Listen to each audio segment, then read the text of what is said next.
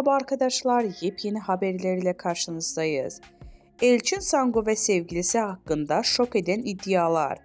Beni evimden aldırdılar.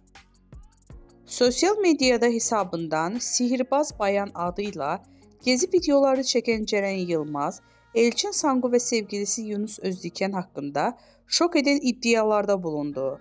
Yılmaz, ikili tarafından işinin engellediğini dile getirdi. 24 yaşında kendi başına bir şey yapmak istiyorum diyen Ceren Yılmaz, ikili tarafından işlerinin engellediğini söyledi. Elçin Sangu ve sevgilisi Yunus Özdiken'in kendisine dava açtığını söyleyen Yılmaz, şu ifadeleri kullandı.